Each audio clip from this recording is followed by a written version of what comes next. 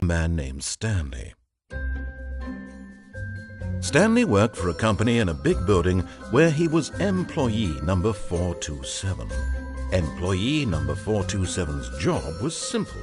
He sat at his desk in room 427 and he pushed buttons on a keyboard. Orders came to him through a monitor on his desk, telling him what buttons to push, how long to push them, and in what order.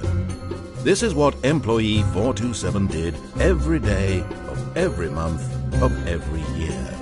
And although others might have considered it soul-rending, Stanley relished every moment that the orders came in, as though he had been made exactly for this job. And Stanley was happy. And then one day, something very peculiar happened. Something that would forever change Stanley. Something he would never quite forget. He had been at his desk for nearly an hour when he realized that not one single order had arrived on the monitor for him to follow. No one had showed up to give him instructions, call a meeting, or even say hi. Never in all his years at the company had this happened, this complete isolation. Something was very clearly wrong. Shocked, frozen, solid, Stanley found himself unable to move for the longest time.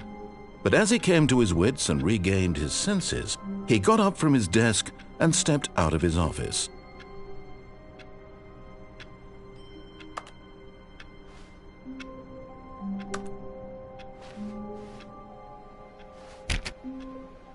All of his co-workers were gone. What could it mean? Stanley decided to go to the meeting room. Perhaps he had simply missed a memo. No matter how hard Stanley looked, he couldn't find a trace of his co-workers.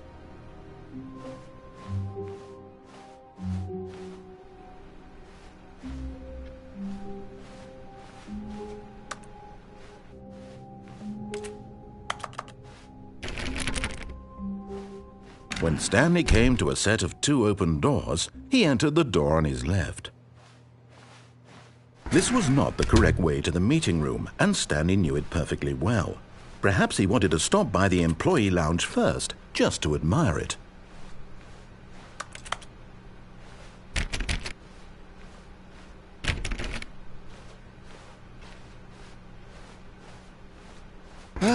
Yes, truly a room worth admiring. It had really been worth the detour after all, just to spend a few moments here in this immaculate, beautifully constructed room. Stanley simply stood here, drinking it all in.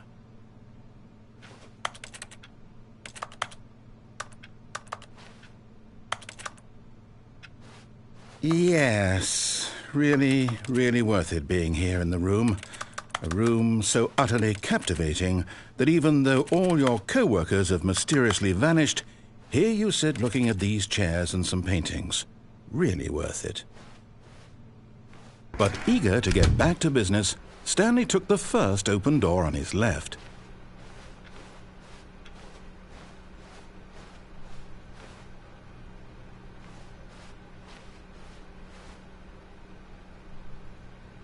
Stanley was so bad at following directions, it's incredible he wasn't fired years ago.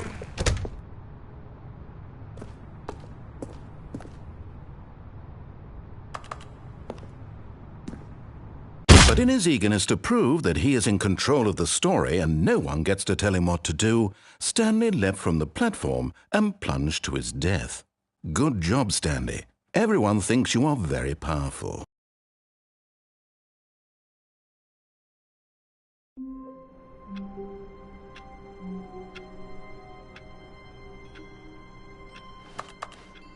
All of his co-workers were gone. What could it mean? Stanley decided to go to the meeting room. Perhaps he had simply missed a memo.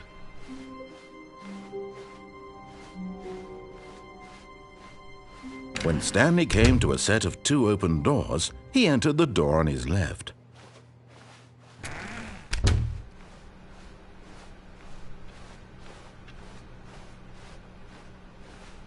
Yet there was not a single person here either. Feeling a wave of disbelief, Stanley decided to go up to his boss's office, hoping he might find an answer there.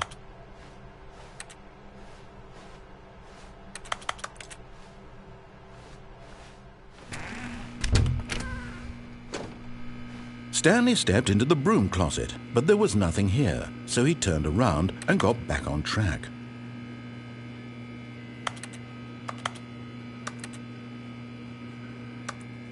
There was nothing here, no choice to make, no path to follow, just an empty broom closet. No reason to still be here.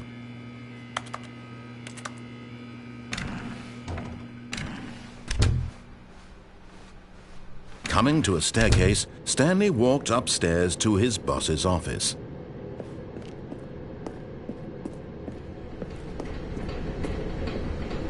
But Stanley just couldn't do it. He considered the possibility of facing his boss. Admitting he had left his post during work hours, he might be fired for that. And in such a competitive economy, why had he taken that risk? All because he believed everyone had vanished? His boss would think he was crazy. And then something occurred to Stanley. Maybe, he thought to himself, maybe I am crazy. All of my co-workers blinking mysteriously out of existence in a single moment for no reason at all? None of it made any logical sense. And as Stanley pondered this, he began to make other strange observations. For example, why couldn't he see his feet when he looked down? Why did doors close automatically behind him wherever he went? And for that matter, these rooms were starting to look pretty familiar. Were they simply repeating? No, Stanley said to himself, this is all too strange. This can't be real. And at last, he came to the conclusion that had been on the tip of his tongue. He just hadn't found the words for it. "I'm dreaming!" he yelled. "This is all a dream." Oh, what a relief, after all. And he thought to himself, I suppose I'll wake up soon. I'll have to go back to my boring real-life job pushing buttons. I may as well enjoy this while I'm still lucid. So he imagined himself flying and began to gently float above the ground. Then he imagined himself soaring through space on a magical starfield, and it too appeared. It was so much fun, and Stanley marveled that he had still not woken up. How was he remaining so lucid? And then perhaps the strangest question of them all entered Stanley's head. One he was amazed he hadn't asked himself sooner. Why is there a voice in my head dictating everything that I'm doing and thinking? Now the voice was describing itself being considered by Stanley, who found it particularly strange.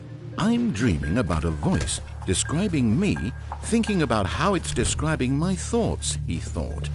And while he thought it all very odd and wondered if this voice spoke to all people in their dreams, the truth was that, of course, this was not a dream. How could it be?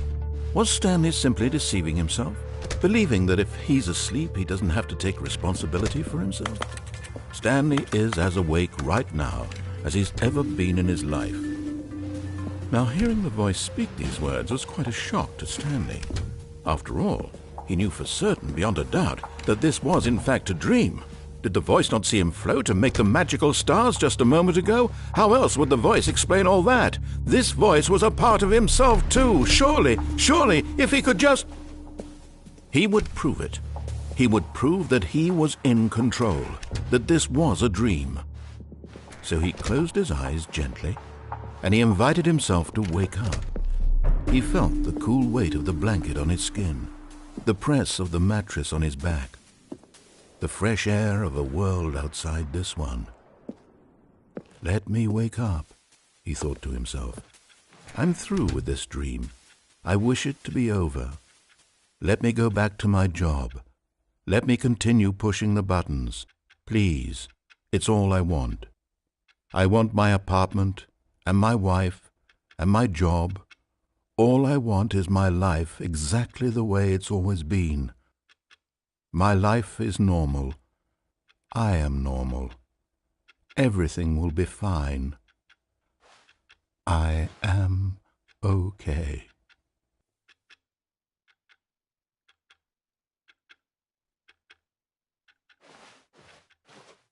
Stanley began screaming.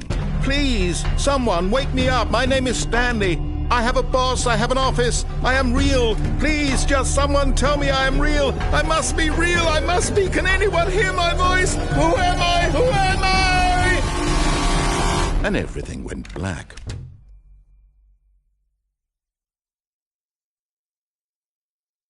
This is the story of a woman named Mariella. Mariella woke up on a day like any other. She arose, got dressed, gathered her belongings, and walked to her place of work. But on this particular day, her walk was interrupted by the body of a man who had stumbled through town talking and screaming to himself, and then collapsed dead on the sidewalk. And although she would soon turn to bike, and in that moment she thought to herself how lucky she was to be normal. I am sane. I am in control of my mind. I know what is real and what isn't. It was comforting to think this, and in a certain way, seeing this man made her feel better. But then she remembered the meeting she had scheduled for that day, the very important people whose impressions of her would affect her career, and by extension, the rest of her life. She had no time for this, so it was only a moment that she stood there, staring down at the body. And then she turned and ran.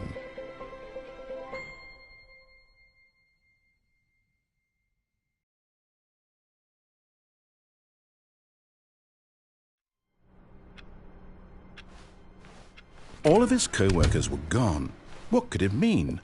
Stanley decided to go to the meeting room. Perhaps he had simply missed a memo.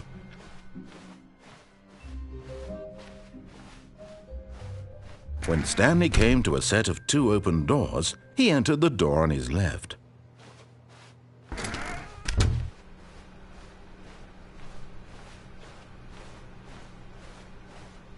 Yet there was not a single person here either. Feeling a wave of disbelief, Stanley decided to go up to his boss's office, hoping he might. Coming to a staircase, Stanley walked upstairs to his boss's office.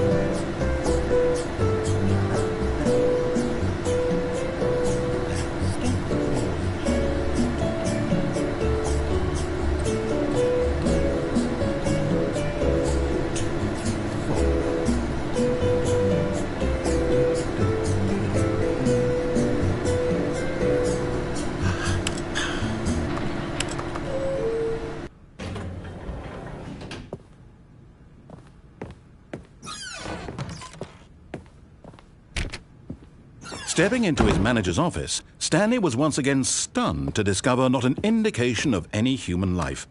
Shocked, unraveled, Stanley wondered in disbelief who orchestrated this. What dark secret was being held from him? What he could not have known was that the keypad behind the boss's desk guarded the terrible truth that his boss had been keeping from him. And so the boss had assigned it an extra secret PIN number, 2845. But of course, Stanley couldn't possibly have known this.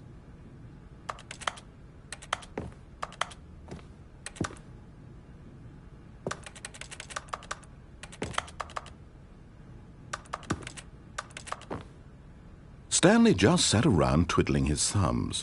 Trying to input anything on the device was useless, since he could never yet incredibly, by simply pushing random buttons on the keypad, Stanley happened to input the correct code by sheer luck. Amazing. He stepped into the newly opened...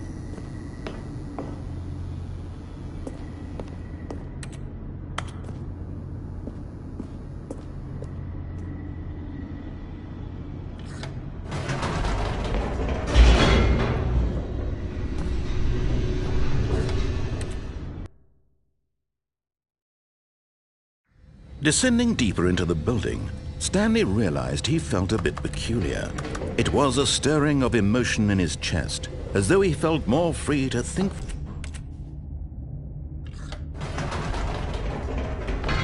Whoops, nope, never mind. Stanley actually got back into the elevator and went back up. Silly me. Why did Stanley do that when he knew that it would just lead back to his boss's office? Well, that's a great question. I just can't wait to find out.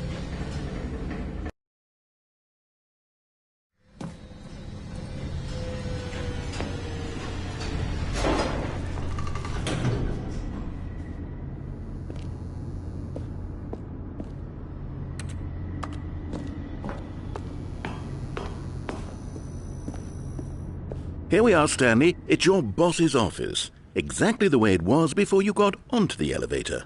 It's still just exactly what it is. What a decision you've made to come up here and look at the office again. This has fleshed out the plot of the story in new and fascinating ways I could have never anticipated. It's that keen eye for storytelling that you have, an incisive rapid fire of critical plot points, one after the other, weaving a rich tapestry of uncompromising narrative. Wow! I'm bolted to the edge of my seat.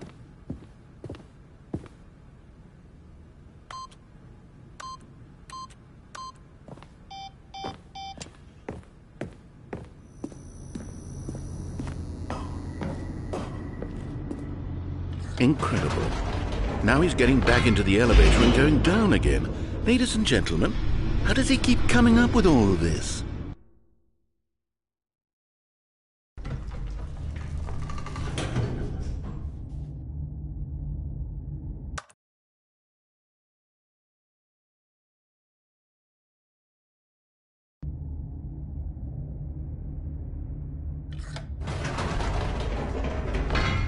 Did you think we were going to go forward down the spooky corridor? No.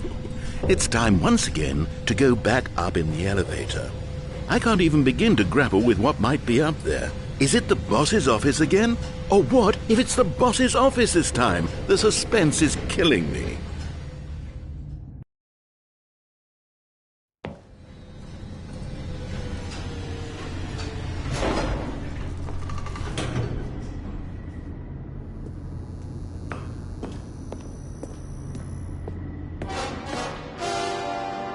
Oh my God, it's the boss's office. This absolutely changes everything for me. Give me a time out here for a minute while I process this.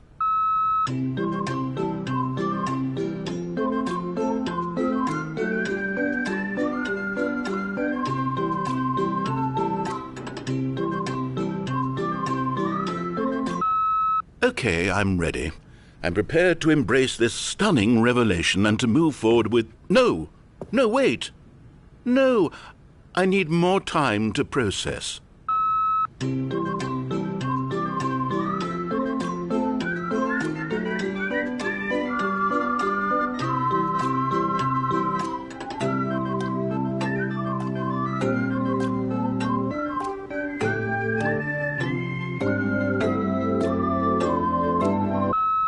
All right, I have fully come to terms with it.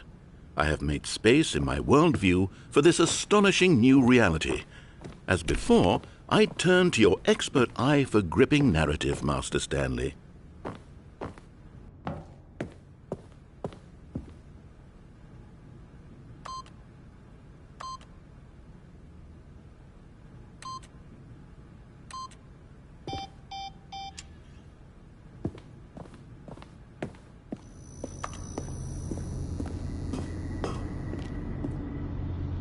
Of course. going back down in the elevator. How did I not anticipate it? I mean, sure, now it's obvious, but you have to understand that 30 seconds ago, this kind of thing had never been attempted before. I had no frame of reference to even anticipate it. That's just how revelatory Stanley's decision-making is, a breath of fresh air in a landscape of storytelling that has grown stale and repetitive.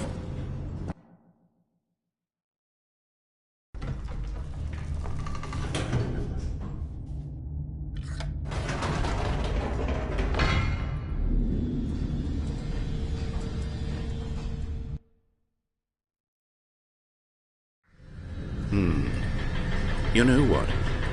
I've just thought of something. Hold on, let's stop for a moment. Don't you realize? It's the anticipation, Stanley. You and I, we have no way of knowing what will be at the top of this elevator, but the suspense, the agony of waiting and anticipating and having to guess, that's the real thrill. Oh, I simply don't want to let that feeling go. It's so precious, so fleeting. Why don't we take this elevator ride nice and slow? There we go.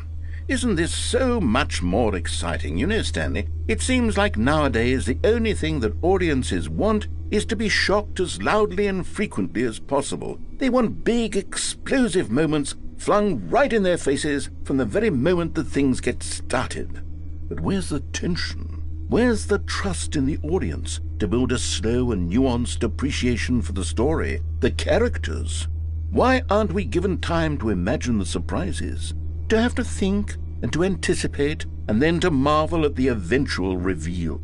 This is storytelling, Stanley.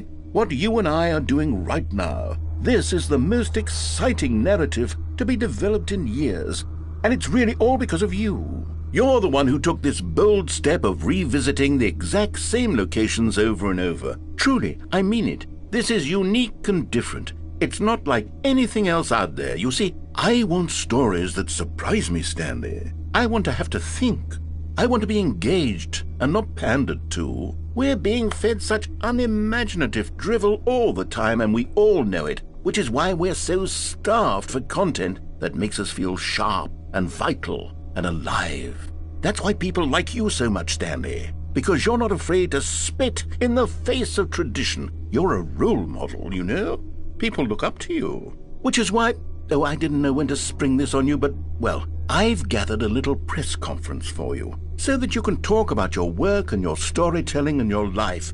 Yes, I know you're not much for the public eye, but I thought it would especially mean a lot to the people who have been following you from the beginning. They really look up to you, Stanley. I don't know if you realize the impact you have on them. This is the kind of gesture that might leave a tremendous impact on them for the better.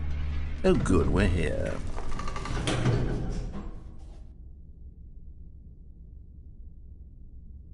Okay, the room where we're holding the press conference should be just around the corner here somewhere.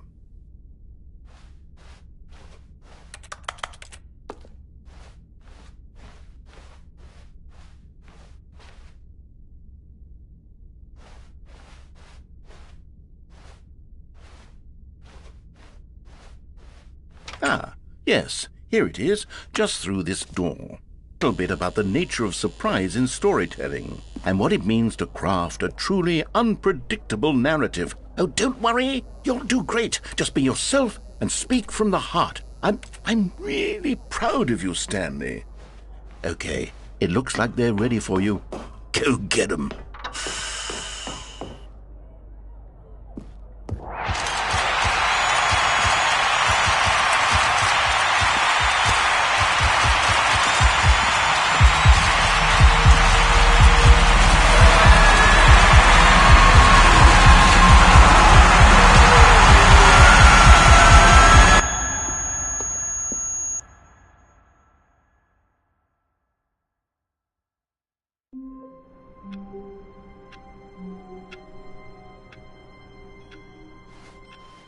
All of his co-workers were gone. What could it mean? Stanley decided to go to the meeting room. Perhaps he had simply missed a memo.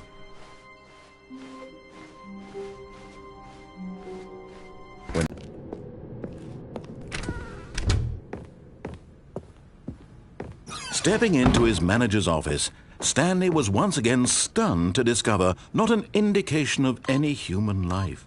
What could it mean? Stanley wondered aloud to nobody. He began wildly tearing through papers on the boss's desk, pulling books off the shelf, looking behind paintings. The boss had assigned it an extra secret PIN number, 2845. But of course, Stanley couldn't possibly have known this.